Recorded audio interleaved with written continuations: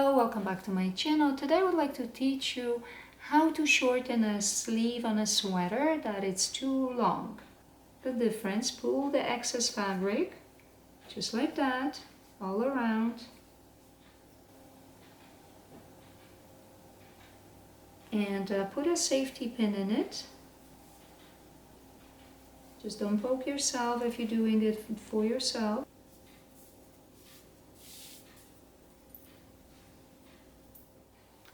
These are the supply that I will need to shorten the sleeve. So I've got my tailor's chalk, ruler, straight pins, yarn for sewing or sewing thread, needle, and a needle threader, and of course scissors for cutting the excess fabric.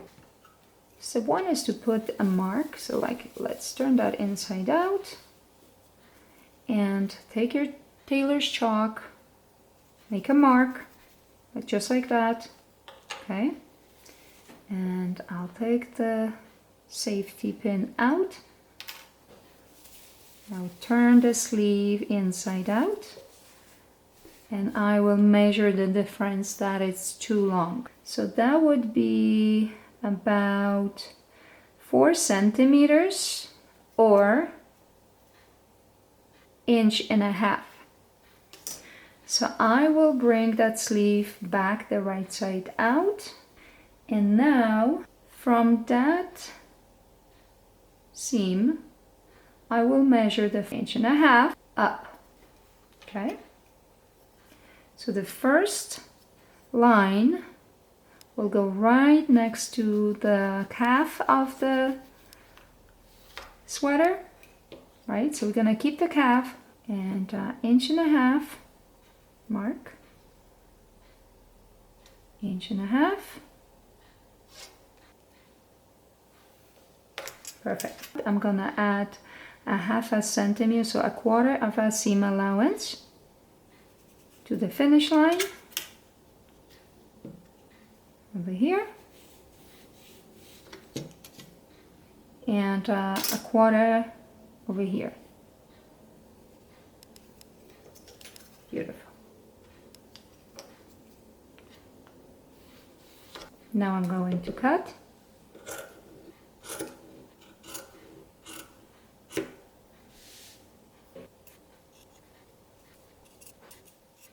Perfect. Okay, so next step is to turn the calf inside out. So the wrong side out, right side in. And now I will arrange that with the remaining sleeve. So I have to make sure to match the seam of the sleeve with the seam of the calf. So the sleeve, the right side goes inside the calf. And now the right side touches right side.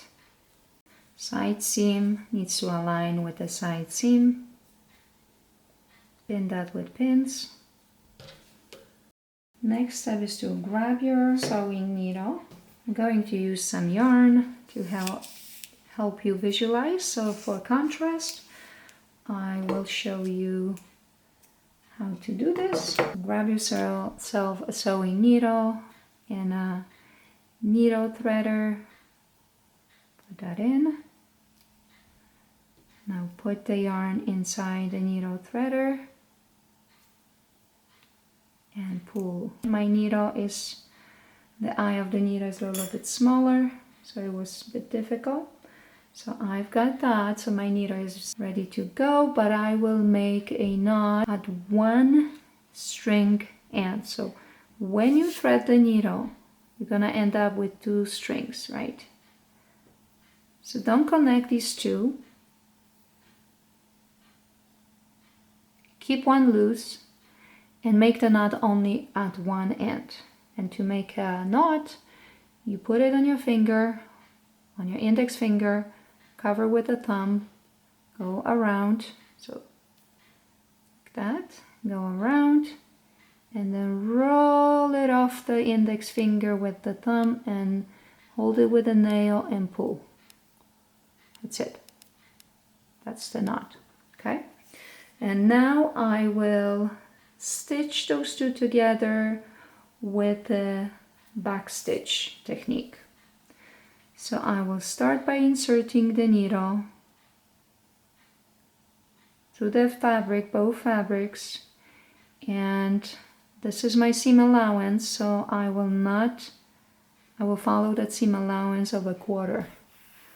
So first stitch in, and then instead of going forward like with the basting stitch, I will go back that 1 stitch, and then so poke the needle down and then bring it back up and pull.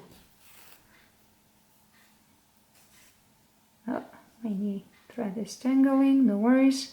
If that happens to you, don't pull because you're gonna make some knots. You just have to gently reverse and then pull back. So again, instead of going forward, you go back, poke the needle down, poke it back up, a little bit like 2-3 millimeters in front of the thread coming out. And this is pretty much all I will do all around that sleeve. As I go, I will make sure to stretch so I can accommodate all that extra fabric, because the calf isn't that stretchy, but the sleeve fabric is. So as you can see, there is more excess fabric so I will work that in. So as I stretch, you can see that all of it fits nicely. So that's what I'm gonna do. As I sew, I will be stretching the fabric in the back stitch technique. It's very good for this. So down, up, pull, down and up and pull, down, up,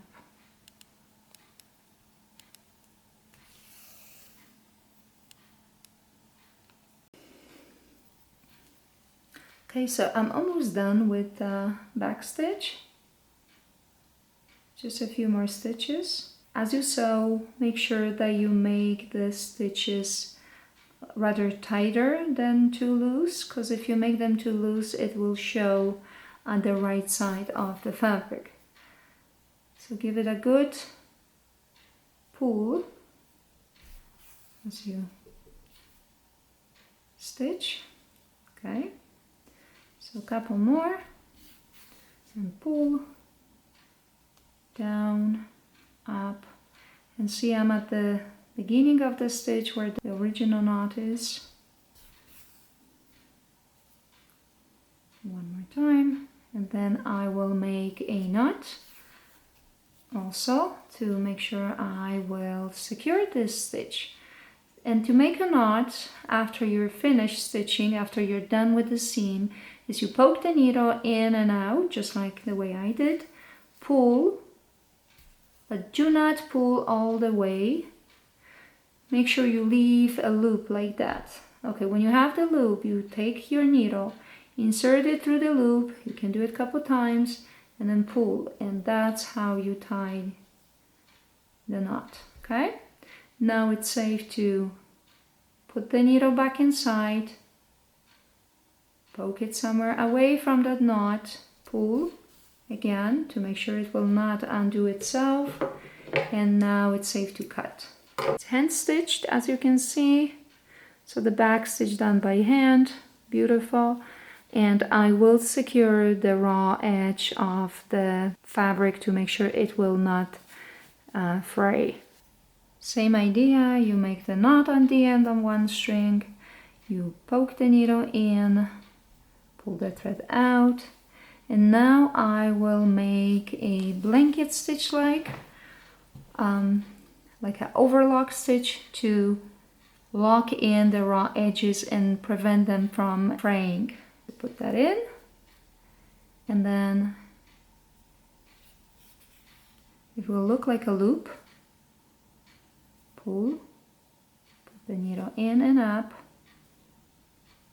pull, and again. So go very close to the back stitch, don't go lower than that, because if you do, it will show at the right side. So make sure you go either at the same line or go a little bit above it. So down and up.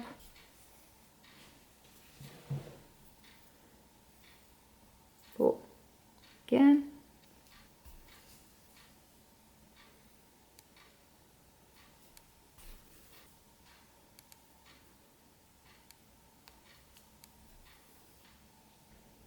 You can go from either side. Make sure to bring that thread through the loop. That's how it locks in the fabric, right?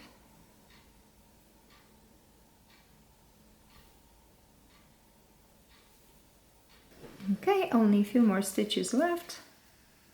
Okay, so remember that I purposely used the contrast thread to show you how this needs to be done. But if you did match your thread to your garment, it wouldn't be visible. It would be quite invisible. So I purposely used the magenta color, like pink, bright pink, so you can see it well, what the method is. So it's easy for you to follow my step-by-step instruction. I hope you enjoyed that video, and let me try my sweater on, see how it fits and how I like it. Okay, that is perfect.